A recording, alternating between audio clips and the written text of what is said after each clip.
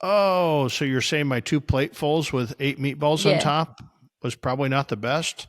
Yeah. Size matters.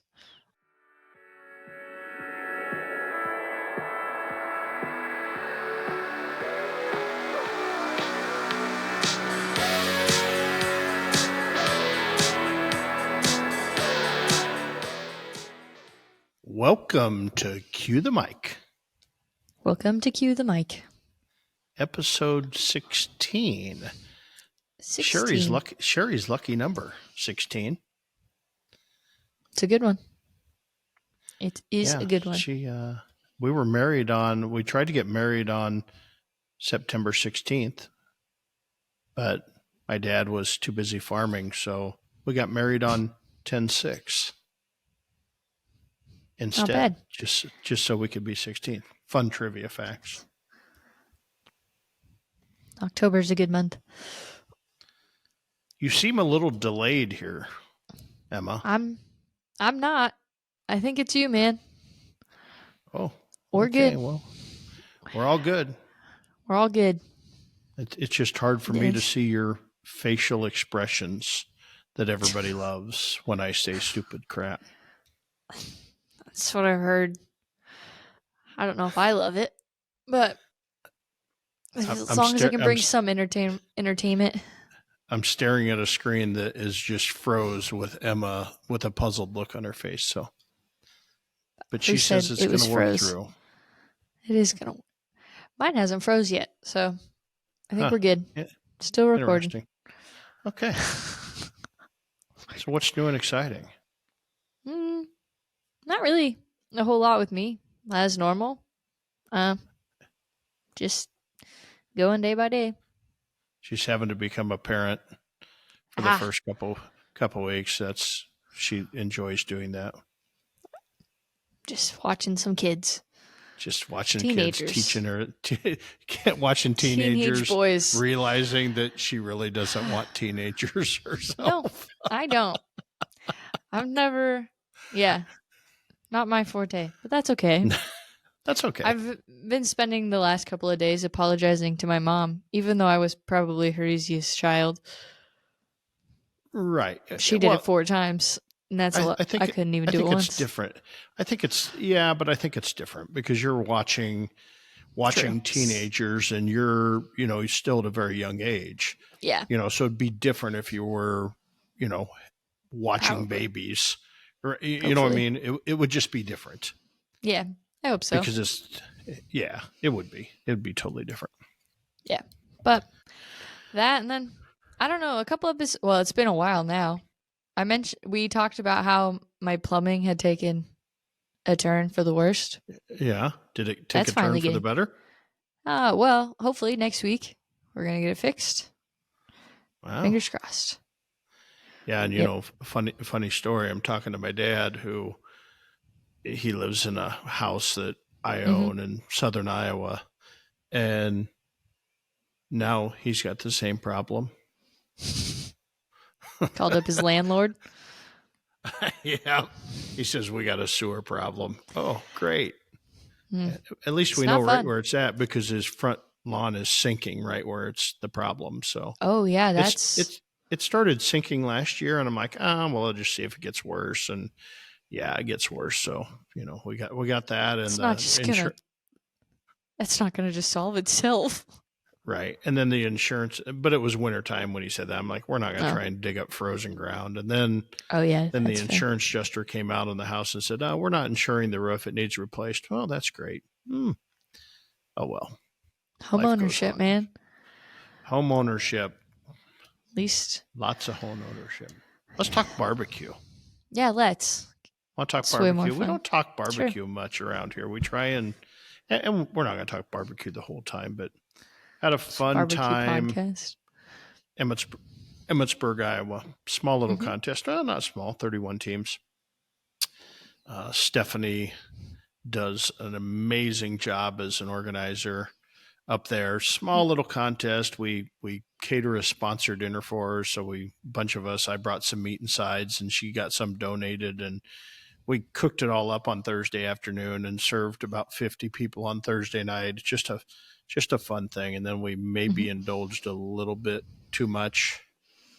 I actually stayed up till midnight. My Wow. neighbors, the Shiggin and Grinning boys, I think they went to bed at 3:30 in the morning. That's when I get So up. yeah, I know. And That's so insane. I did the thing. I was going to wake them up to go to breakfast when we went to breakfast at like 7, and I'm like, I'm going to go ahead and let them sleep. Otherwise they'll be grumpy. So, I went Yeah. to breakfast with Sherry. We went to breakfast, had a good breakfast. And so then I brought them back breakfast and let it. You're a good So friend. lots of fun. Lots of fun. They usually serve us the Shiggin breakfast on Saturday morning. They always serve me That's the true. Shiggin breakfasts. So Right. I think we've you got to talked keep them about that happy one. too. Yeah, best breakfast in Sounds all of delicious. barbecue. Even Yeah. though barbecue has become the breakfast mecca, so this Hmm. weekend alone, we have the luscious loins breakfast sandwich, which is an amazing sausage, egg, a little bit of jalapeno on a Hawaiian roll, drizzled in maple syrup and butter. They make this breakfast sandwich. It's just amazing. And Hmm. then we had, who else? We had Wags brings by his biscuits and gravy, even though I can't eat it because I've got this whole lactose intolerant bull, and biscuits and gravy is my favorite. But anyway, at least I got to look at it and say, "Wow." He goes, "I was wondering why my son brought it over. You never took it." And I'm like, "Yeah, it's because I can't." But looks good. And then the guys at Nectar of the Hogs brought me a breakfast sandwich that had fresh Hmm. tomatoes on it and peppers. It was super good. Hmm. Um, I think there was one other one, and it was just like all this breakfast because people know that I love breakfast, so they Hmm. constantly bring breakfast. I've been actually talking to a few friends that maybe we should have the United States Breakfast Championship at the American Royal this year, and we'll just have people bring it to my site, and we'll get like 6 of us, and we'll just judge them all and That would be kind of name fun. the breakfast champion. Yeah, a little different spin. A little different spin. But anyway, Probably tire you overall, out a little bit. great contest. Got first place chicken second time in a row. That was fun. Hit a not so great table and ribs. Got third on my table, I think, and 24th in ribs. Hmm. Sherry thought they were really good, but that's okay. There was a couple lower scoring tables. We're not going to call them the table of death, but were lower scoring tables that we hit, which happens all the time, part of the business. And then Yeah. pork was okay. It hit 10th, and brisket was pretty decent. It got 8th. We took a chance on turning in burn ends, and we probably shouldn't have, but we still won the table and got 8th. So overall, 5th place overall, another top 5 finish. We always say top 10 move on. And so top 10, we're moving on. Hmm. Nice.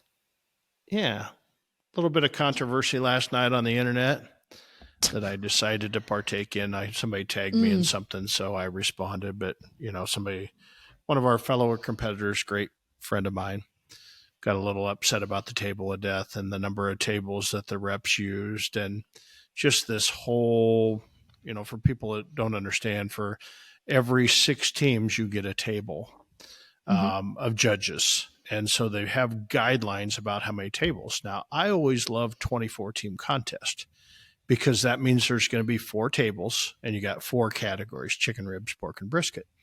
So that means everybody's going to hit the same table. So I'm going to hit table A in chicken, and I'm going to hit table B in ribs, and table C in pork, and table D in brisket. And Hmm. everybody's going to do the same thing. So whoever hits my chicken table is never going to be on that same table of judges again. Their pork might hit another table or whatever. And some other teams, Hmm. it's all mixed up. And so to me, it's the most fairest way of barbecue. But Yeah. then you take a contest that comes up with 32 teams. So is that 5 tables? Is that 6 tables? Well, the reps here had plenty of judges. There's some guidelines. I'm not sure whether they followed them or not, but the Hmm. guidelines, they decided to have 6 tables because they originally planned 6 tables, but 4 teams backed out. So they still Mm-hmm. had all these judges, so they utilized them. Right, wrong, or indifferent Mm. caused a shitstorm because there was two tables there that weren't very good tables. And my friend, he hit both bad tables. I did Mm. my research this morning because I don't pay any attention to what tables I hit because I really don't care. And I hit the same two bad tables. Luckily, one of those tables I hit in brisket. I got eighth place. I won the table. But one was ribs, and I got third on the table and got 24th. And he was a little upset that, he got his pork hit the bad table and he scores 172 in pork and he got a 162, which is a 10-point swing, which, as you know, most contests are won by less than a point. So he was a little upset until I researched this morning and found out that he got fourth out of five on his table. So he actually had three other teams that the judges thought were better than him. So I'm not sure he had much of a case there. I Yeah. kind of had to diffuse it a little bit and kind of spread some truth, but it kind of leads to this whole thing of judging. And I've talked about it on another podcast. I'm not sure I've ever talked about it here. And Emma's going to go, what's he talking about? But people that are in competition barbecue understand. Mm-hmm. So just kind of stick with me, if you Okay. will. You're still frozen on my screen, Emma. I'm still here. So. I'm actually I'm going to take a picture. Oh, jeez. I'm going to take a picture of Emma frozen on my screen and make it my screensaver because it's really kind of funny. Might post it on social media, but anyway, Jeez. back to judging. Okay. So people that have been around a long time like me, 20 years in competition barbecue, the main core problem is there's three different systems running in competition barbecue in the judges' tent. So judging started out when I started was everything was scored a perfect 9 unless something was wrong and then you scored it down. So there was a lot of 9s, a lot of perfect scores. And if somebody did something wrong, they didn't like their sauce, they didn't like their taste or tennis, they would judge them down to a 9, an 8, or a 7, and maybe even a 6 on the outside chance. But chances are everything was 9, 8, and 7. And then KCBS changed it to I'm going to start with a 7 and go up or down. And then they changed it again to say, we're not going to start anywhere. I'm just going to give a description of each, what a 9 is, what an 8 is, what a 7 is. So a 9 might be excellent or perfect. An 8 may be very good, whatever. Well, what's happening is you get judges that have been trained over the years, and they don't train. They just judge the way they were trained. Even though the judging system changed, they didn't necessarily change, right? Okay. So one of those can't teach an old dog new tricks. So you've got three systems running in one system under the tent. So the guy that gives you a 9 and the guy that gives you a 7 are probably saying the same exact thing. Right? The old style judge says, I didn't find anything wrong with it. I'm giving it a 9. The guy that 7 says, this is really good barbecue or good barbecue. Not great barbecue, but they're all the same. Well, as we know, as you accumulate these scores, if you get a 7, you're dead. Right. And so there's a lot of controversy about judging and people that score low and people that score high. And, KCBS, it's hard. It's hard to change. And I have all the faith in Rod Gray, my good friend, president of KCBS. I have all the faith that at some point this will get on the table and we'll figure out how to get this under one system, and I think it has to be a new system. It has to be nothing that involves a 7, 8, or a 9 or a 180. And it needs to be something that can be very easily trained, So KCBS's main source, one of their sources, I won't say it's their main source of income, but one of their sources of income is when they have judging classes. So they train new judges for like 4, 5, 6 hour course. And they bring them in and train them how to cook barbecue. Well, then you get signed up for a KCBS membership to be a judge, and you learn how to judge barbecue. And so not only have you had 3 systems, within each one of those systems, there may be 5, 6, 7, 8 different trainers within each system. So Mhm. depending on how they got their message across, you may have 60 different ways of teaching barbecue. Mhm. And so that's kind of colliding all at once under the judging tent, and it causes a lot of tension and it causes a lot of problems. And, in the olden Yeah. days, we never got any data. We didn't know. We just, if we scored bad, well, must have hit a bad table, right? That was our excuse. Must have hit a bad table because we had zero data. Well, now KCBS gives the judges every single bit of data. So I can tell judges, I can tell here's every table I hit, who was on that table. I can tell how that table scored today versus all the other tables. And so there's just all this statistical data. Mhm. Well, what happens when you give people statistical data? They overanalyze it, right? And so what Mhm. happens is now you got all this huge amount of data, like everything else today. We have more data that moves faster than, it's just an immense amount of data. You know that from a social Mhm. media point, right? There's just Yeah. all this data. Yep. And so people tend to overanalyze. So instead of just saying, oh, must hit a bad table, I guess, with being uninformed, now they know exactly the scoring average of the table. And so they kind of blame it on that a little bit.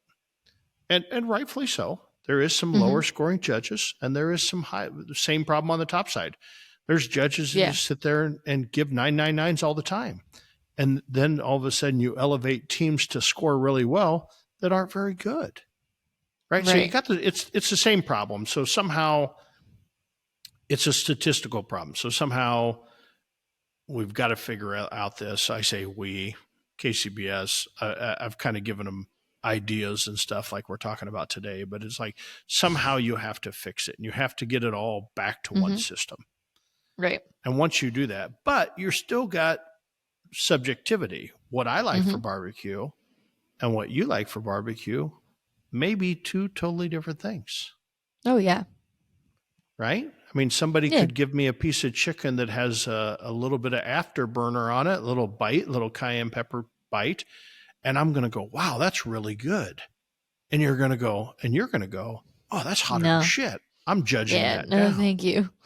right? No, thank you. So that's why, for years I've always said mediocre barbecue wins, because if you just play the center of the road and don't Mhm. offend anybody, not too sweet, not too spicy, not too tart, not too tender, not tender Mhm. enough, whatever. If you play the middle of the road, that's kind of our key to success. So we don't take a lot of chance, even though we've taken some chances. We don't take a lot of chances in competition barbecue if we're being serious. Mhm. Right. And it's tough. It's tough. Yeah. It's a problem. We all know it's a problem, but my advice to cooks that are going is, you know what? Nobody's ever going to make money in competition barbecue. We did for years. I mean, I think our best year ever, we won 159,000 in prize money. But that was hitting multiple major contests, winning the Sam's Club National Championship, winning the Sonny's Invitational, just winning Right. all these big dollar contests. Mhm. And that was kind of the perfect storm. But Yeah. now, I mean, even us consistently in the top 10, we Mhm. might break even doing it, but we have a lot of fun doing it, and it promotes our business. And, so if you're in it for the money, Mhm. you're in it for the wrong reason. Quit Yeah. worrying about the scoring, cook the best barbecue you can. It's going to be a roll of the dice, and enjoy the breakfast. Enjoy the Thursday night shenanigans. Enjoy everything. Enjoy cooking and the competitive nature, and just enjoy it all. And the sooner Mhm. you can get to that mindset, the lot easier competition barbecue is going to be. Yeah. Boom. Mic drop.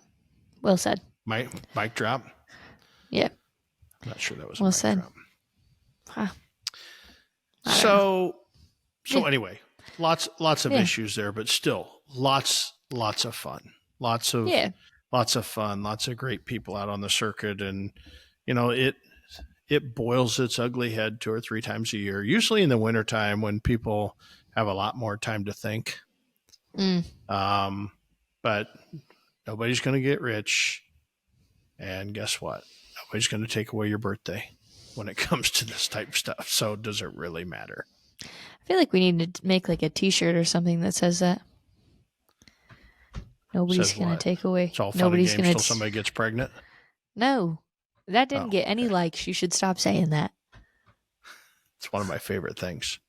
No, but the nobody's going to take away your birthday. You say Right. it so often that I feel like it's Yeah, a merch it idea. is. I do Cue hear the that. when cue the mic gets merch.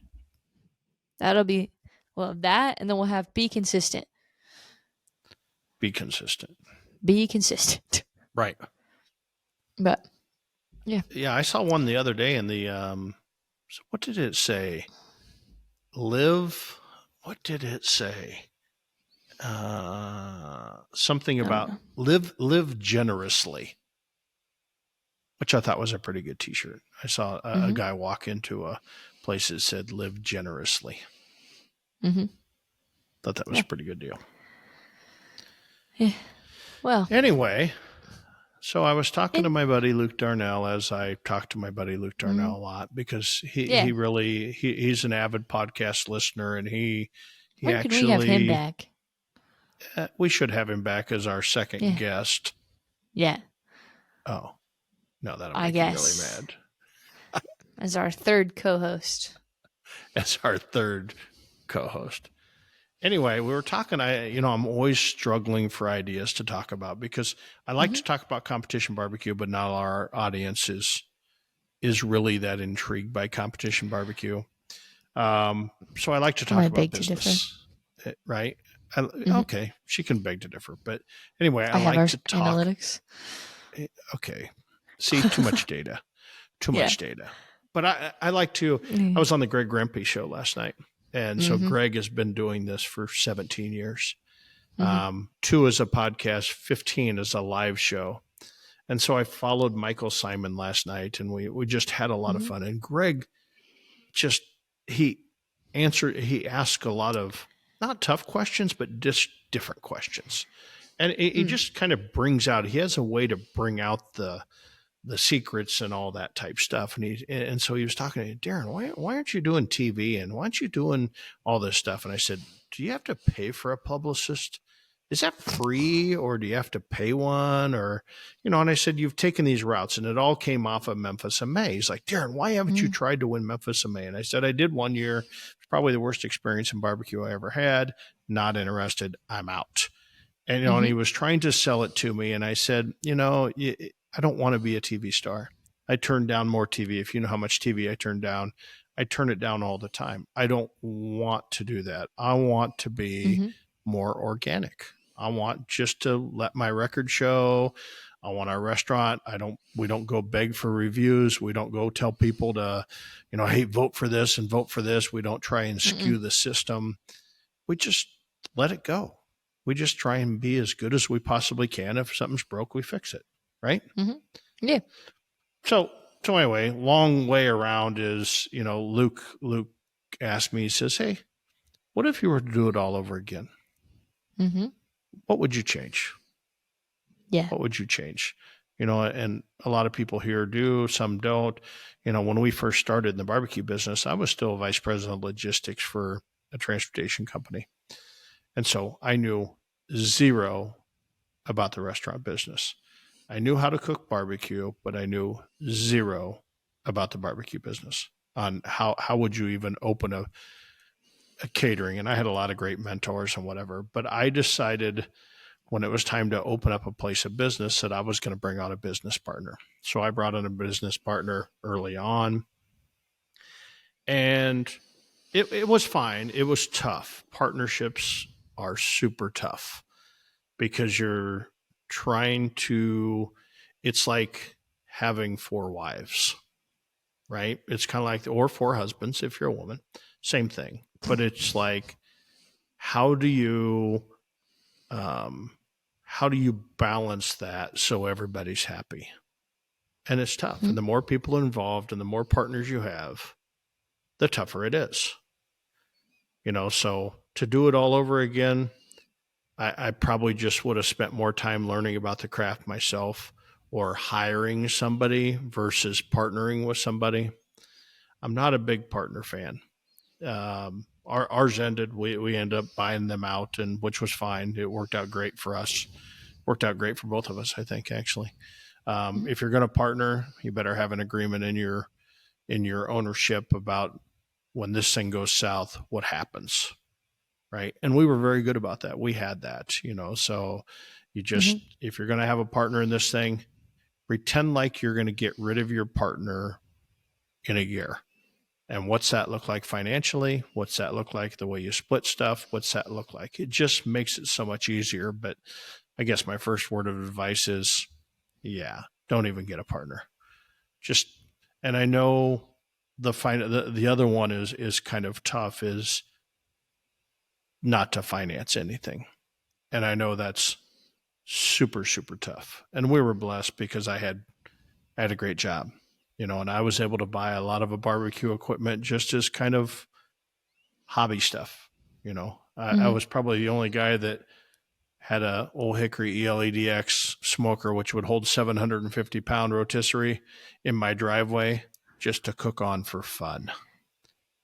But it became our first smoker, you know, so that Mhm. investment was already there. But, you know, I see so many people go into this business and they're really good at something, whether it's barbecue, whether it's tacos or tamales or just whatever. I see a Mhm. lot of people say, hey, I'm really good at this. I want to get into the restaurant business. And they get in and they don't last 9 months. And it wasn't because they didn't have good tacos or tamales or barbecue or whatever. It's because they didn't know how to run a business. Right. Right. Yeah. And so, you know, and part of that is, you know, financing. I just read another one this morning in Des Moines. There's and actually a former worker of ours, employee of ours, has one of his friends has this Jenny's Korean fried chicken, Mhm. and really a top notch place is from what I've told. But she said, posted on online this morning saying, well, the rent went up and the roof was falling in. We're done. Right. Mhm. So, you know, of course, a lot of things realtors do and property managers do is they in order to entice people to get in, you know, they don't charge them much rent or very little rent for the first year, Mhm. and then the rent goes up. Well, Yeah. people don't account for that. They think, well, I'm going to make enough money in the first year that I'll be able to afford this rent in the second year. No, you Mhm. need to be able to afford that rent the first year. And so it's just tough. Just you got to understand that. Somebody told me a long time ago that, hey, if you want to start a business, make sure that you can open up your business, pay the rent, and pay your employees for 6 months without ever charging anything in sales. And if you have that much money invested, then you're probably going to make it in the business financially. And if you're not, Hmm. there's a chance you're not going to make it because, you know, it takes money to make money. Yeah. I'm sure, you know, that's true no matter Double-edged what, whether it's sword. in business or finance, whatever. It takes money to make money, Mhm. and very important part of business. And so um, that's where I see most businesses fail. I see it every single day, and that people have great food. They just either one don't know how to run a business, and they don't know how to Mhm. keep track of their money, or they're spending it somewhere else, or their business plan was flawed to start off with, that they knew that, hey, this thing, and we've talked about that many times, you know, that you got to Mhm. be able to make so much money to make the rent, to make the payroll, to pay Yeah. yourself, to do all this stuff. And then the tough part, sometimes today it's not as much as when we started, because when we started, you know, there wasn't a lot of credit card transactions on catering. So Right. we used to cater, and then all of a sudden we get paid 30 days from now. Even though Right. our terms were 15 days, you know, companies would pay us in 30 days because that's what they did. Well, so you need to buy the food today, to cook it tonight, to serve it to somebody tomorrow or the next day, to get paid for it in 30 days. So, you know, back to start thinking through that. Cash flow is very super important. If you don't know what cash flow is, you need to study it. If you don't know about business, you need to study it, because business is the hardest part. Running the business on how to, whether it's finances or whether it's training or whatever, that's 99% of what we do. We just happen to cook barbecue on the side, right? Yeah. And so it's just super important. So, no partners if you can get away with it. No financing if you can get away with it. And I know sometimes you have to, but don't overindulge yourself, because otherwise you'll be selling this stuff at equipment, at an auction next year. I always say that when somebody goes in and I don't think they're going to make it, say, we can pick up this equipment cheap at the auction next year. And talk about equipment. When you're going in, you can buy used equipment. We bought every piece of used equipment that we could buy very cheap when we first started. But you got to be careful about refrigeration. The shelf life of refrigeration today is 3 to 4 years. So you could probably buy a 15-year-old cooler and still do well with it. But if you've bought any refrigeration that's less than 5 years old, just pretend it's going to go out within a year, because it probably is. And so that's a lot of money that we got to shell out to fix stuff, and fixing stuff is super expensive. If I have one little countertop cooler that goes out, for them to turn the key and come out and spend an hour, I'm going to spend a minimum of $200 to fix it. The most simplistic thing. Yeah. Or have a really good buddy that's an HVAC refrigeration guy that you can pay on the side or will help you get started. If you have that, then you're better off. I think most restaurant owners, the successful ones, if they went to school to be electricians, plumbers, and HVAC technicians, that's how you make money. Because if you could avoid all that cost, right, that's a secret that people don't think about. They don't think about that you're going to spend. I spent $1,000 yesterday on the food truck alone. Just generator issues, get it fixed, $600 there. The city of Des Moines decided that they were going to, enact new regulations. So now all of a sudden you have to have different regulators and different hoses and whatever, $400 there. I'm not even done. I'll probably have $1,200, $1,300, $1,400 in this changeover. And people don't think about things like that when, hey, I can go out and I can sell 50 pork sandwiches at $7 a piece or $10 a piece. That's $500, and I only have to pay my truck payment, the fuel, and whatever. No, you got to build a lot of that other accessorial expense into it. That stuff's all over the internet. You can figure out what those percentages will be. It's a percentage game, but you just be careful. There's a lot of expenses that you don't know that are going to come bite you in the ass if you don't budget for it. And that's on life too. But yeah, you're learning that as home ownership, right? Yep, it sure is. It sure is. Nobody told you about that. Everybody told you. You walk in. Well, they may have told you, but you didn't listen. It's still cheaper it's than still rent. cheaper than. There is no doubt. If you can swing paying rent, or if you can swing owning a house, do that every single time. Don't ever regret it. But understand that once in a while you're going to get a hit with these $10,000 bills that you don't expect. What? And how do you work 10,000? So that's a lot. I live in a bungalow. Mine aren't that big. But still. But I get what you're saying.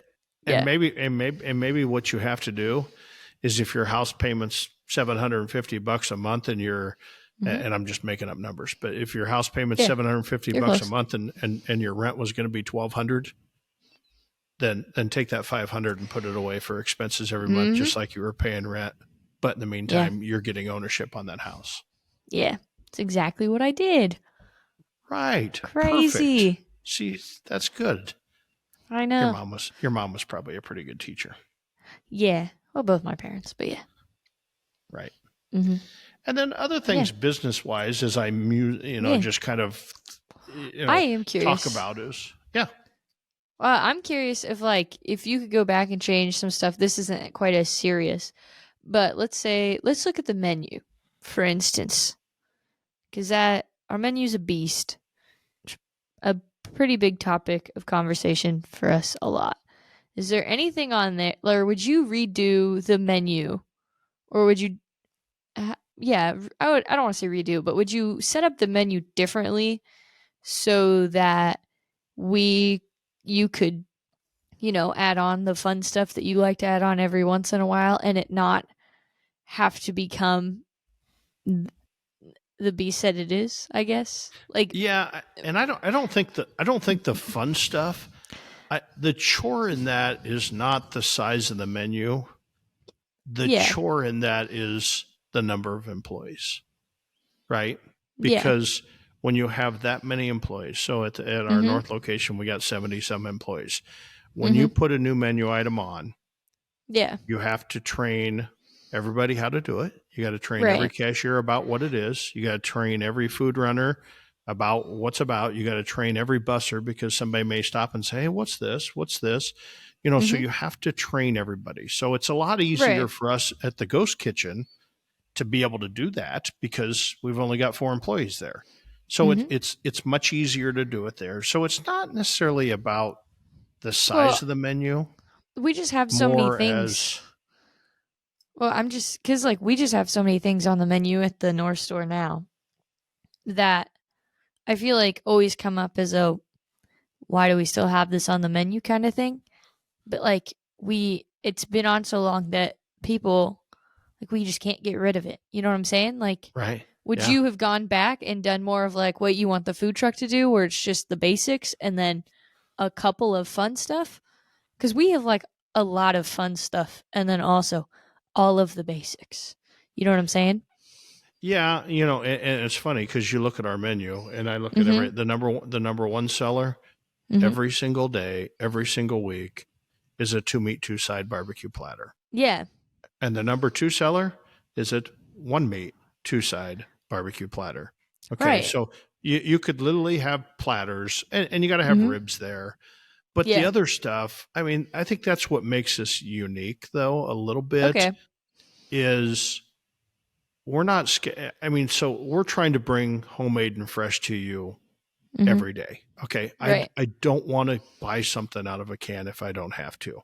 So, like our Right. sauces, we make all at the chicken. Mm-hmm. We make all our sauces, almost all of them from scratch, Mm-hmm. every single week. There's extra costs associated with that. There's extra labor Mm-hmm. associated with it, but it's so much better. Yeah. And so, it's tough, but and if we can take and utilize, for instance, let's talk about the barbecue burrito. Mm-hmm. Okay, and so the barbecue burrito we brought on because we had a bunch of brisket on the slicer that we didn't sell a chopped brisket sandwich. So we had a bunch of brisket that part of the brisket would get curly at the end or it'd clip off and whatever, and we weren't going to really have it. So we had quite a bit of brisket scrap, and I'm like, what are we going to do with this? So we Right. started saying, hey, what if we made a burrito out of this? It's really good stuff still, but let's mix in mac and cheese and queso and just make this a really kick-ass burrito. And it allowed us to use waste. So rather than raising the price of our brisket, Mm-hmm. because I had scrap and I was throwing it away for years, threw it away.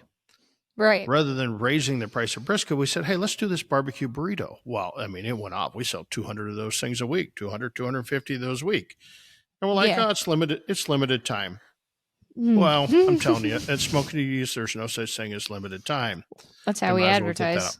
right? I know we advertise It's as all limited time. it's a It's kind of like marketing ploy. it is. And so, That's but really it. back to this brisket scrap, we're looking around in our kitchen going, Mm-hmm. wow, we're paying $8 a pound to put bacon topping in our beans every day. And when you look at the bacon topping, it really wasn't even very good bacon topping. But you're Mm-hmm. like, what's this have? It has really smokiness to it and it has Mm-hmm. texture. That's why you put it. And I'm like, I wonder if we can take this brisket scrap and swap it out. So the first week I said, hey, instead of putting a full bacon topping, let's put 25% brisket scrap and 75% bacon. Mm-hmm. And then nobody said a word. Okay, let's try 50-50. Nobody said a word. Hey, let's put 75 brisket scrap and 25 bacon. Nobody said a word. Guess what we're doing? We're putting brisket One, scrap in our beans. And no so more when you bacon. think about that, we probably make, I mean, when we were putting 2 pounds, I think, of maybe it was a pound per batch. And we probably do 10 batches of beans a day on just a normal Mm-hmm. every day. A lot more than that from a catering standpoint, but 10 batches a day. And we were putting a pound, that was $70 a day. That we took something we were throwing in the trash Yeah. and took that pizza to $80, right? 10 batches, $8 a pound Mm-hmm. for pizza. That's $80 a day. That's $560 a week. That's $25,000 a year. That And was so, such fast math. and people wonder why, one of the things that we do is like when the price of brisket goes up, we Mm-hmm. don't necessarily raise our price to a customer. We try and figure out how do we be more efficient and do things like that. So we've done a Mm-hmm. lot of stuff. So now the brisket scraps in the burrito, the brisket scraps in. We Yeah. haven't got to the point that we're having to chop up brisket to put it in any of these. So we still got some opportunity, but most of our stuff, we're utilizing the same stuff. So we take egg Mm-hmm. roll. We still use the same coleslaw. We make a vinegar Mm-hmm. slaw with it. We use pork, so there's not much. Our tacos, our Yeah. barbecue tacos. We're taking the same thing. All we had to do, we had onions, we had Mm-hmm. cilantro because of other things. All we had to do was chop it up and bring a little 4-inch tortilla shell, and we Yeah. chop it up even finer, and we have some of the best things. Yeah. I mean, I was watching them make that homemade salsa yesterday, tomatilla salsa, and I sent you some pictures, and it's Mm-hmm. like the tacos are the jam. They But are. it, and so that's why it's hard because once you sell customers what they want, right? Mm-hmm. And we did a Lenten fish special every year we do, and we used to Mm-hmm. do a seafood salad and something else. And a couple Shrimp po' years ago boy. we said, Is that what you're "Oh, talking about? shrimp po' boy." Yep. A Yep. couple years ago we said, we really need to do fried fish, so we kind of perfected a recipe for frying pieces of cod. Yeah, And we so we did. served them and we sold the crap up. And it's super good. It's kind of a Long John Silver's knockoff recipe that we came up with, but it's R.I.P. super, super good. Well, Are then we Long get John ready to Silver's fish. still a thing? Yeah. No, Oh I yeah. haven't seen The one in a best long ever. time. I mean, you really can only, your calorie intake can only really take it, and your heart disease can only take it like once a year, but it is special. It still is special. Give me a fish and chicken platter. Oh, man. What? Yeah. Okay. I Sorry. love me some Long John Silvers. But I didn't mean to anyway, derail that. My bad. so we're starting to come to the end of Lent, and customers are going, Mm-hmm. this fish isn't going away, is it? This fish Mm. isn't going away, is it? And we're like, Yeah. hey, customers are worried the fish is going away. And I'm like, well, we've already got the fish. We've already got the process, so every day we still sell 10 to 20 pounds of fish every single day. And it's Yeah. like, how do you pull that away? Will that customer go somewhere else and get their fish? Or will they just order something else on the menu? So Right. it's that evil. Tricky. It's like, Yeah. yeah, it's like, Because it's like, you do. I mean, I like when it, especially when it comes to like our lint and our fish, I was definitely not on board with us keeping it at first because it felt like it defeated the purpose, and because I tried to be the like, well, we did say this was limited time. We should, you know, stand up to we that. should, yeah, and like take things off We the gotta menu. quit. We gotta quit saying that. Yeah. Well, and my thing is like I think about McDonald's with the McRib, and why the McRib is so successful, I think, is because you can't get it all the time. It's not cuz it's great. It's Right. okay, but you can't get it all the time, So that's why I'm always like, are we sure we really want to keep this? Because that like the oh, what's the word I'm looking for? You know.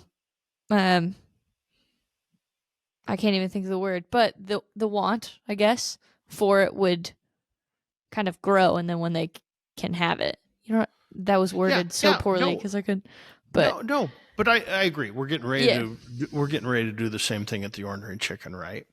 Mhm. So one of the things that Keisha's wanted to do was do on Sundays a family chicken dinner, right? So Mhm.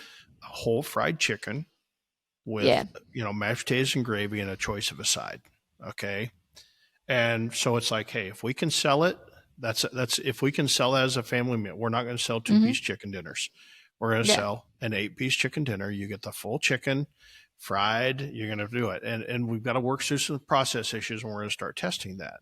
But if I can come out and sell that for 25 or $30, I'm Mhm. right in the market with everybody else, but I'm Right. making it fresh, and I'm Yeah. making all those sides fresh. It's not coming out of a can. It's not coming whatever. So there's an advantage. Now, I can probably charge a little bit more for that. But if we can sell that on Sunday and then we can Mhm. kind of create this even false excitement for it, right? So we can say, I can order in a Mhm. case of chicken and I get 12 of these birds in. So it's like, okay, I'm doing 12. And then we can go out on Friday and say, hey, only got 2 left. You better go Mhm. online and reserve yours for Sunday. And even if we only sell 2, Mhm. we can still go out to the customer and say, wow, what a great, I can't believe we sold out. Sign up early next week. We're going to do 12 next week too. Mhm. Even though we may be throwing chicken away or eating it out of the merchant, you know what I mean? Mhm. But you create this sense of scarcity. That's what the McRib is. It's a Mhm. sense of scarcity, which drives business, Yeah. right? So Mhm. we're just not very good. We just got to quit using the word limited time, Yeah. Quit and telling just me things say, are limited here, time, here's and I'll here's stop here's using it. uh here's some new shit that Darren wants to do until Yeah, he that's gets. really how I should just say. Darren got bored. Darren got Yeah, bored one day, came up with a new menu item. Here you right. go. And we're not Available sure till if it's but not. if it sells, we're gonna. Yeah. Yeah. Yeah, well, it's kind of like last week. So, if those of you Hmm. that don't know, Iowa has this big thing called RAGBRAI, and it's the Register's annual Hmm. Great Bike Ride Across Iowa. Yeah. And so, this year, I don't know, 50, 60,000 people, I don't know, sign up, and I, they dip their yeah. they dip their tire, the back tire, into the Missouri River. Over, they did it in Sioux City this year, Hmm. and they ride from town to town to town over the matter of 7 days, and they drink beer and they party and they eat and they sleep in Hmm. tents and they got support crews and all this stuff, and Yeah. they It's a go, and whole then the thing. last day they dip their tires. So all these towns, they go through all small little towns and ride through Hmm. cornfields, and all these small towns have to ramp up with vendors and churches to sell food and all this stuff. Hmm. Anyway, big, huge thing for the state of Iowa, and it shows what we call Iowa nice, Hmm. right? So Yeah. if I heard that once, I heard it 5 million times. Iowa nice. Everybody help me. I had a flat tire. Iowa nice. Somebody, my bike broken, or I couldn't. It was too hot out, and so I had to ride. Some stranger picked me up and took me 60 miles away. That's Iowa nice.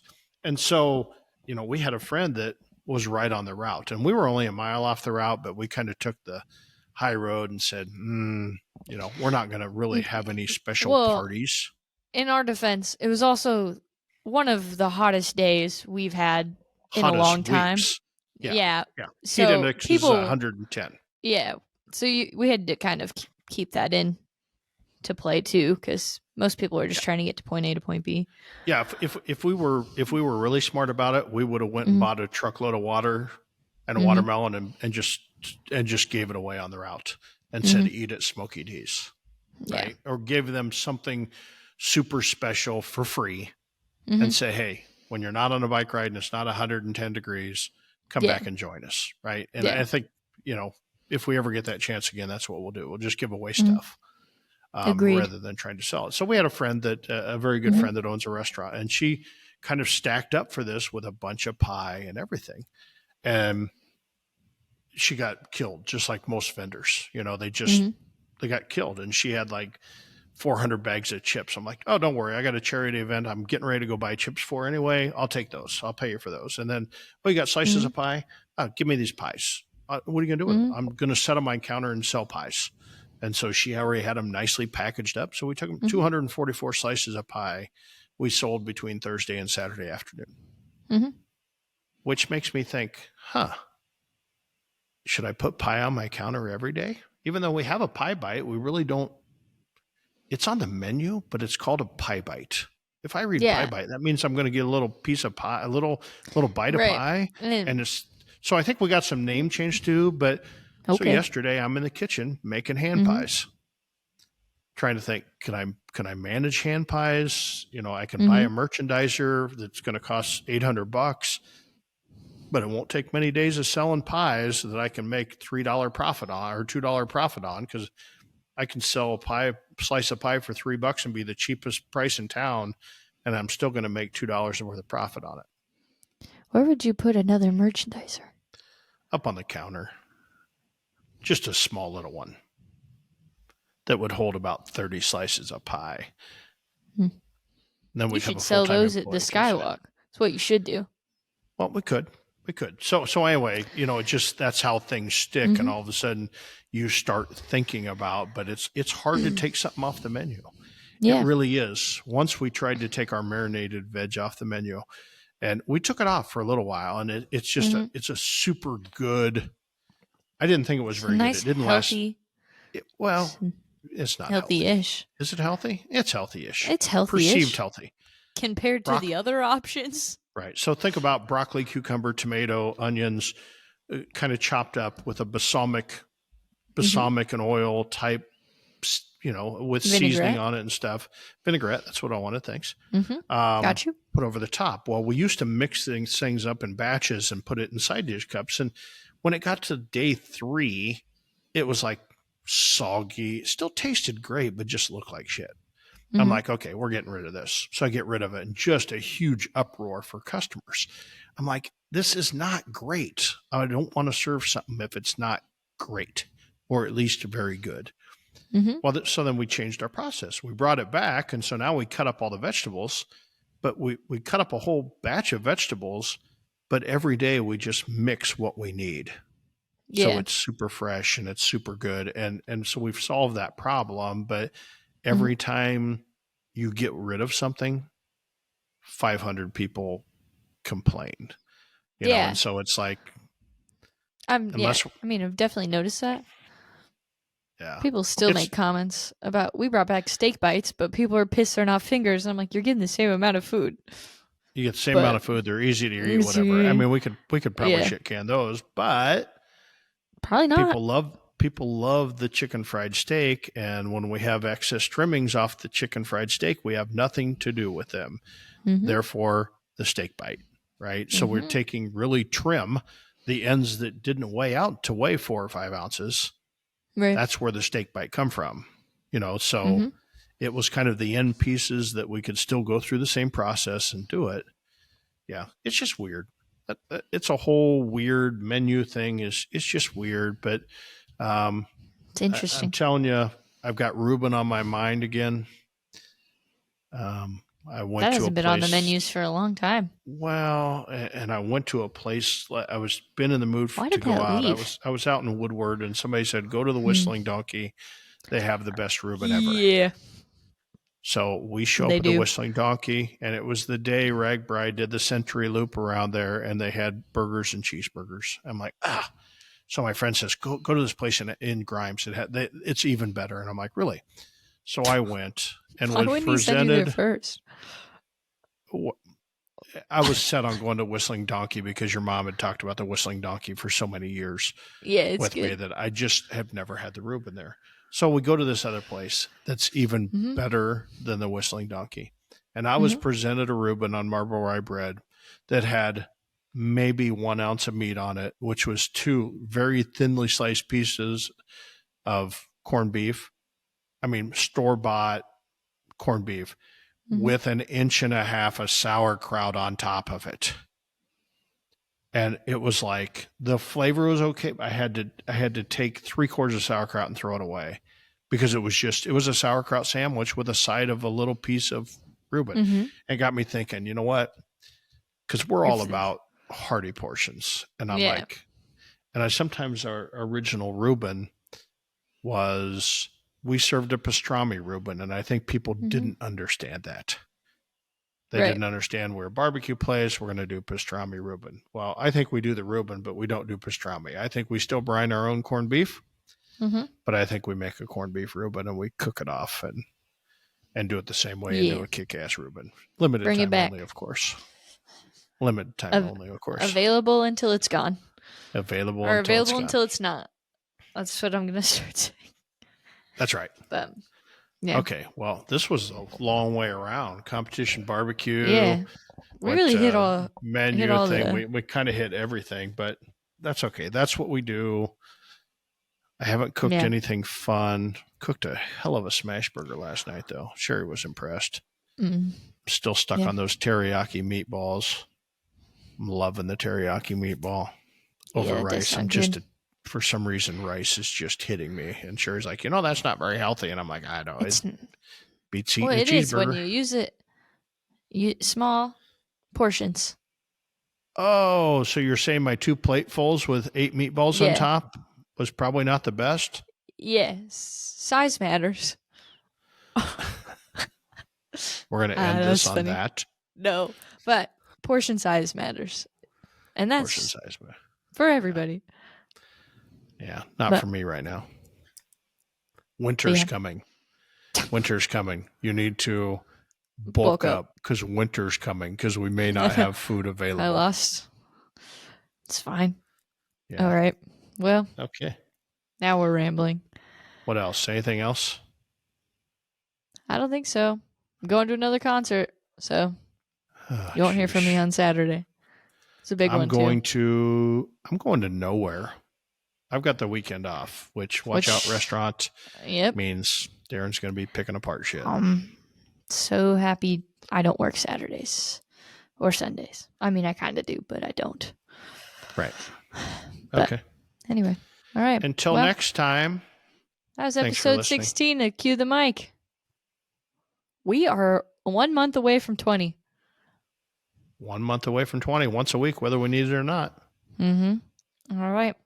Like, follow, subscribe. If you're listening on YouTube, hit that notification bell so you guys get notified every Monday when we post. If you are listening on Spotify, Apple Podcasts, whatever, leave us a review, rate us 5 stars, preferably. Leave comments. And don't be asking for 5-star reviews. Ask people to review us honestly. Opinion. And if you we don't ask for 5 stars. If you don't like us, tell us personally. Yeah, don't leave a comment. If you love us, tell the world. Yeah. Right? Yeah, that's a good way to look at it. We don't ask for 5-star reviews. But you can leave us a 5-star. You can leave us a 5-star if you want. We don't care. Yeah. It's fine. But I'd rather you leave me a message that says, hey, I'd like to know more about this. I'd like to learn more about this because I really love those. Luke Darnell, he's winning that game. Mike Schilling, the 2 of my good friends, they're actually winning the game of helping me provide content about what to talk about. So is Randy Twyford, which he'll be back soon, guys, for all our Randy fans. Yeah, he's getting. We did an internet test yesterday. Yeah, Randy's we got to get him all set up with the mic and Kim, and then we're that's gonna be another shit show. I can feel it coming. Yeah. Okay. Until then, 58 minutes, week. Emma. Boy, seems like it took 5. Must have been a good podcast. We'll see. All right. Okay. I got to get to work. See you guys next week. Okay. Bye. I'm out.